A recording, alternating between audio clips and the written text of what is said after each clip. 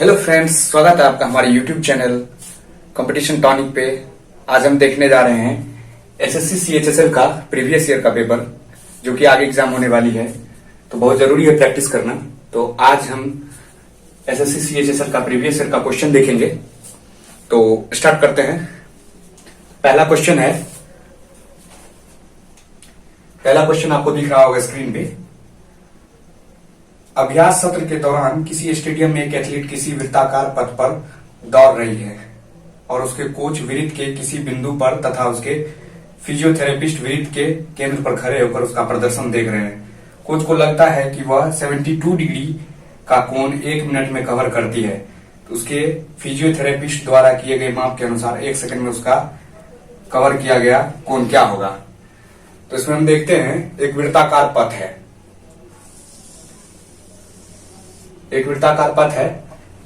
Question में कर रहा है जो फिजियोथेरेपिस्ट जो है वृत्त के केंद्र पर है, वृत्त के केंद्र पर, केंद्र सी मान लेते हैं, यहां पर फिजियोथेरेपिस्ट खड़ा है।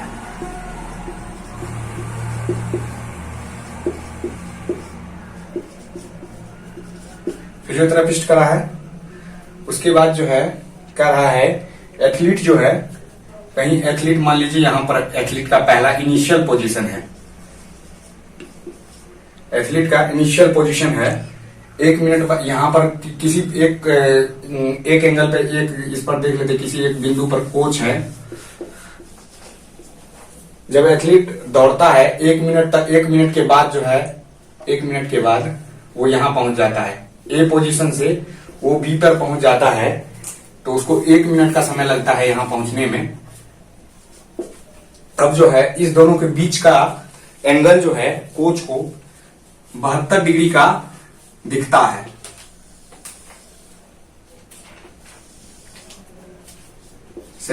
डिग्री। उसके बाद कह रहा है फिजियोथेरेपिस्ट जो है वृत्त के केंद्र पर इसी दोनों आर्क से फिजियोथेरेपिस्ट के पास जो है वो 1 सेकंड में कितना डिग्री का कोण बनाएगा। तो आपको हम वृत्त का जब चैप्टर पढ़ाएंगे तो उसमें हम बताएंगे कि होता क्या है। इसको मान लेते हैं ABC, इसको ले लेते हैं D। होता क्या है कि किसी भी वृत्त के आर्क पर अगर उसी वृत्त के किसी बिंदु से अगर कोण बनता है, तो उसके सेंटर पर जो उस आर्क से कोण बनेगा, कहने का मतलब है जैसे ये आर्क है, एक वृत्त का टुकड़ा है, ठीक ना। अगर इस दोनों पोर्शन से अगर वृत्त का, या अगर वृत्त के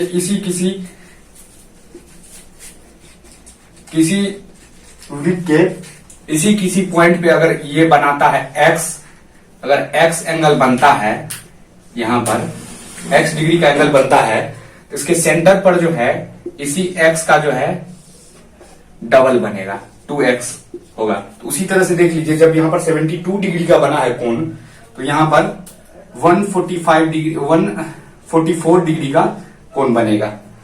तो 1 मिनट में जो है फिजियोथेरेपिस्ट के द्वारा 1 मिनट में 144 डिग्री का 1 मिनट में कोण बनता है।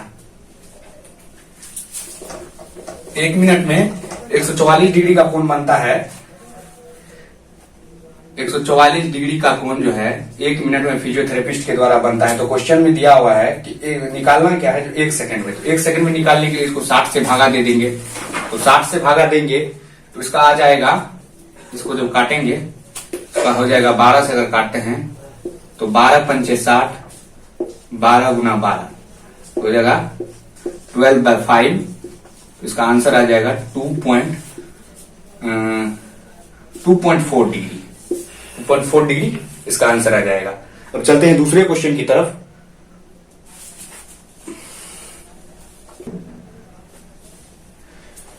दूसरा क्वेश्चन आपको दिख रहा होगा। दूसरा क्वेश्चन है किसी वस्तु का अंकित मूल्य 900 रुपया है, उसे 2 क्रमागत छूट के बाद 648 रुपया में बेच दिया जाता है। तो पहली छूट 20% दिया हुआ है, तो कह रहा है दूसरी छूट निकालने के लिए। तो इसका मार्क प्राइस देखते हैं। मार्क प्राइस जो है सेलिंग प्राइस। तो मार्क प्राइस जो है निकालेंगे। पहला छूट जो है फर्स्ट छूट तो मार्क प्राइस पर 20% दिया है पहला छूट। तो 20% का मतलब हो गया 20/100, इसका मतलब हो गया 1/5। तो जैसे अगर 5 रुपया किसी चीज का दाम था, 20% छूट पर बेचा तो कितना में बेचा? 4 रुपया में। एक घट जाएगा, 20% छूट पर बेचा तो 4 रुपया में बेचा। अब कह रहा है सेकेंड छूट निकालने के लिए, तो सेकेंड छूट को तो हमको मालूम नहीं है। तो मार्क प्राइस इसमें दिया कितना है? मार्क प्राइस 900 दिया हुआ है, 900 दिया हुआ है मार्क प्राइस। उसके बाद बेचा कितना में है? 648 में। तो दोनों को रेशियो को छोटा कर लेंगे, तो इसको काटेंगे।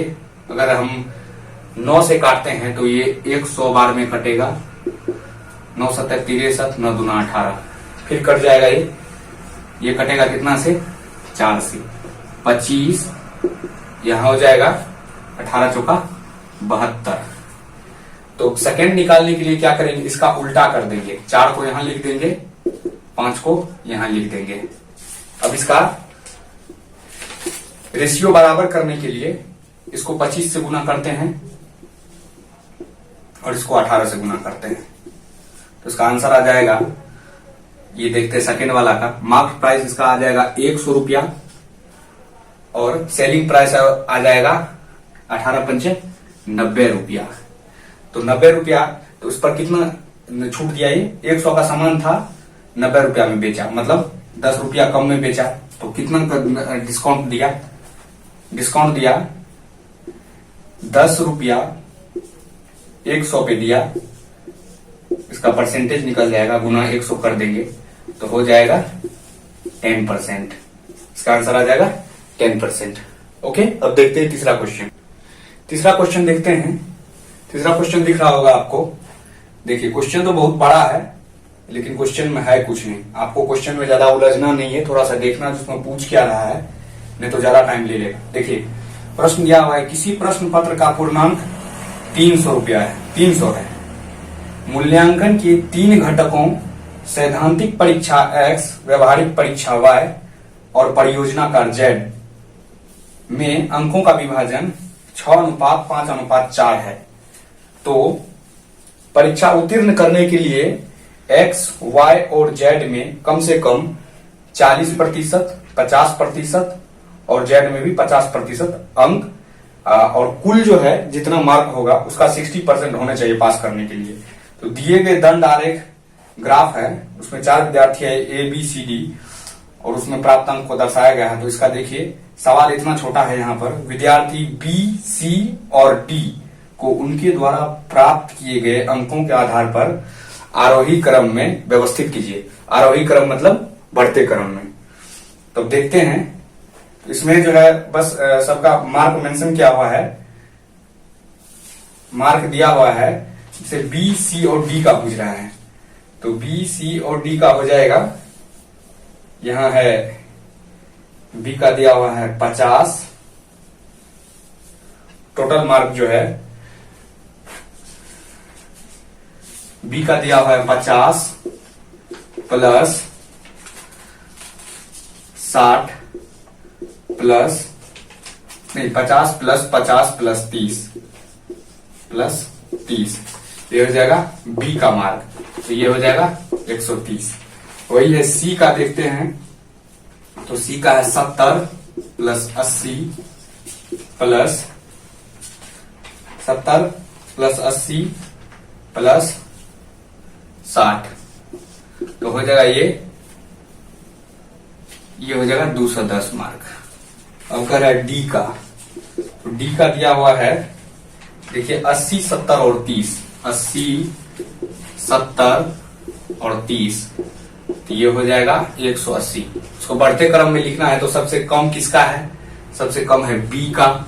B से बड़ा होगा ये कौन है? D होगा। इससे बड़ा होगा कौन? इससे बड़ा होगा C। इसमें देखिए ऑप्शन नंबर दिया हुआ है B, क्या कहते हैं ऑप्शन नंबर कौन सा? BDC है ना, ऑप्शन नंबर B में दिया हुआ है BDC। तो अगला क्वेश्चन देखते हैं। चलिए अगला प्रश्न देखते हैं। अगला प्रश्न आपको दिख रहा होगा।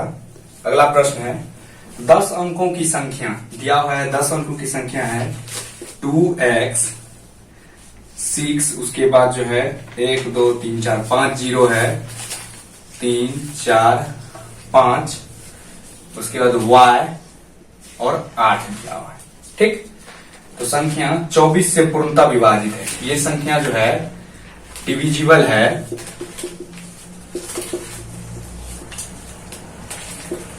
24 से ये संख्या डिविजिबल है। अगर x not equal to 0, x जो है 0 के बराबर नहीं है एंड y भी 0 के बराबर नहीं है, तो x प्लस y का न्यूनतम मान बराबर होगा। तो x प्लस y का कम से कम वाला वैल्यू पूछ रहा है तो क्या होगा। अब देखते हैं 24 से भाग लगने के लिए किस किस से दोनों के कौन कौन सा कंडीशन होना चाहिए। तो पहला हो जाएगा 8 गुना 3, यानी का मतलब है 8 से भी डिविजिबल वो संख्या होना चाहिए, 3 से भी होना चाहिए। तो 8 से और 3 से होने के लिए तो यहां पर देखिए, अगर हम x के जगह पर इसको जोड़ते हैं, 8 6 14 2 16 हुआ। अगर हम x और y के जगह पर एक रख ले, 2 अगर x इस दोनों को जोड़ करके 2 रख ले तो 3 से तो कट जाएगा। लेकिन अगर यहां पर 1 हम लेते हैं, यहाँ 1 अगर लेंगे तो 8 से विभाजता के नियम में होता है जो पीछे से जो 3 संख्या है वो 8 से विभाजित होना चाहिए। तो पीछे का 3 संख्या जो है कहा जाए सेकड़ा वाला, अगर यहाँ पर 1 लेंगे तो 18 तो 8 से कटेगा नहीं, तो उसके लिए इस पर संख्या बदलना पड़ेगा। तो उसके लिए जो 3 से भी विभाजित होना चाहिए, तो इसके बाद कौन सा हो सकता है, 21 हो सकता है। कहने का मतलब इसको जोड़ करके 21 होना चाहिए। तो 21 होने के लिए अगर हम यहाँ पर 1 लेते हैं और यहाँ पर 6 5 11, यहाँ 4 लेते हैं तो 8 6 48, हाँ 1 और 4 अगर लेते हैं, इस x के जगह पर 1 और y के जगह पर 4 लेते हैं तो दोनों से कट जाएगा। तो x के जगह पर 1 ले लेंगे, कहने का मतलब है जब यहाँ पर 1 लेंगे और 4 लेंगे तो 3 से भी कट जाएगा, 21 पूर जाएगा जोड़ करके, और यहाँ पर 4 हो जाएगा। तो पीछे का 3 संख्या 0 4 8 जो होगा वो 8 6 48 6 बार में कट जाएगा। उसका मतलब हो जाएगा x प्लस y की जगह पर अगर हम 4 रखते हैं तो हो जाता है 5। तो सबसे कम अति वाला संख्या जो है ये 5 ही होगा। ठीक, अब चलते हैं नेक्स्ट क्वेश्चन की तरफ। तो अगला प्रश्न देखिएगा, आएगा स्क्रीन पे। अगला प्रश्न है, ए ने 2 वस्तुएं क्रमशः 200 और 300 रुपया में खरीदा और उन्हें क्रमशः 5% और 10% के लाभ पर बेच दिया। तो उसका कुल लाभ प्रतिशत पूछ रहा है। तो एक वस्तु लिया ए ने, कोई एक वस्तु लिया, मान लीजिए x वस्तु है, उसका दाम है 200 रुपया। ठीक, दूसरा y वस्तु है, उसका दाम है 300 रुपया। तो ये पहले वस्तु को जो है 5% फायदा में बेचा, तो इसका 5% फायदा हो जाएगा 200 गुना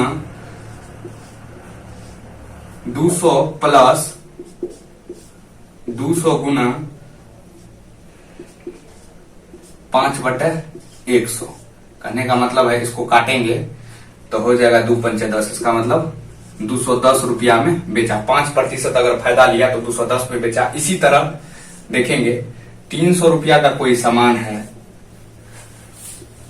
उस पर 10% लाभ पर बेचा, तो 300 प्लस 300 का 10% लेंगे तो ये हो जाएगा 330 रुपया। 330 रुपया में बेचा। तो पहले जो सामान था, आपका कुल लाभ करने के लिए, तो पहले जो सामान खरीदा था दोनों मिला करके खरीदा था 500 में, 200 का एक सामान था, 300 का एक था, तो ये 500 का सामान हो गया। अब जो है ये 210 रुपया का सामान 210 में बेचा और 330 में बेचा, तो इस दोनों को जोड़ देंगे, 210 प्लस 330, तो हो जाएगा इसका 3 2 540। तो 500 का सामान था, 540 में बेचा, तो कितना प्रतिशत का लाभ कमाया। तो 500 का सामान था, 1 मिनट नहीं दिख रहा होगा,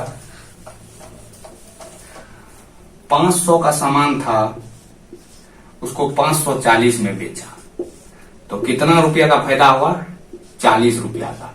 किस पर फायदा हुआ, तो 500 रुपया में खरीदा था तो 500 पे फायदा हुआ 40 का। तो इसको लिख देंगे इसका प्रतिशत निकालने के लिए, तो 40 बटे 500 पे फायदा हुआ तो 500 गुना 100 तो कटेगा 5 8 40। तो टोटल जो है वो 8% का लाभ लिया। तो देखेंगे अगले वीडियो में, देखेंगे अभी 5 सवाल होगा और सारा का सारा 25 सवाल कवर करेंगे। बहुत लंबा वीडियो ना हो जाए, इस वजह से अच्छा लगे वीडियो तो लाइक एंड सब्सक्राइब जरूर कर दीजिएगा चैनल को। बहुत बहुत धन्यवाद।